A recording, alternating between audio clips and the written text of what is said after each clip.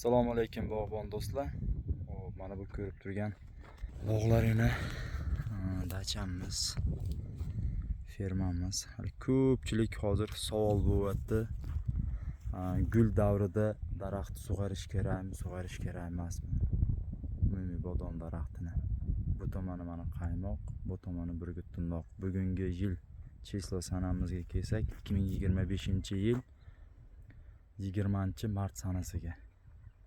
Hop, har bir kishi viloyat, respublika, rayoniga qarab, qishlog'iga qarab, ichki imkoniyatdan kelib chiqib, sug'orish joylari bor. U bodom bo'ladimi, o'rikmi, shoftolimi, uzummi, anormi, nima daraxti bo'lsa sug'orish kerak. Go'ng solish solmaslik, mana har bittasiga biz kuzda uvasiga go'ng solib chiqqanmiz. Hozir yana qaytib ochib chiqib, mana hozir go'ng olib kelib qo'yib qo'ydik. Bu sababli bir yil bu yerda chiriydi. Ketin yana qaytadan daraxtlarimizga sug'oramiz.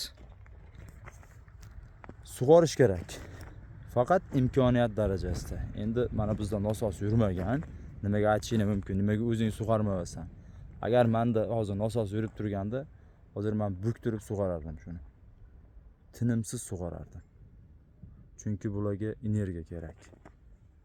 Gul kurtalariga ozuqa kerak, fosforli, azotlik.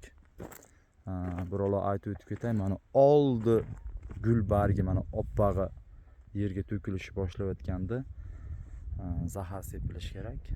Zaharlar ham ikki xil bo'ladi. Kontashni bo'ladi va sistemali bo'ladi.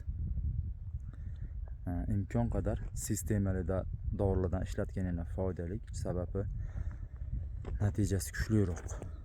10 litr suvga 20 grammdan qo'shib deltafoz, sefrofoz yoki B58 dorilarni sepishinglar mumkin.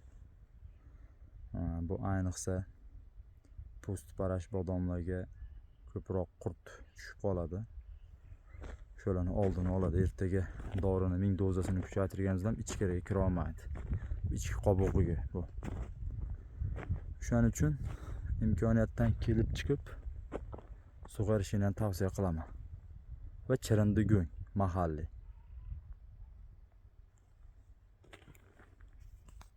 Agar kanalimizda yoki Telegram gruppamizda ko'rgan bo'lsangiz, sug'orilayotgan joylarni ko'rsatib o'zim tushuntirib berdim. Endi har bir kishiga bittadan tashlab bera olmaymiz. Endi gruppalardan yoki YouTube'dan ko'rib olaverasizlar. Bizni bu videolarimizni qo'llab-quvvatlab, like'larni ayamasizlar degan umiddamiz. Ketma-ket videolarimizni qo'yib boramiz.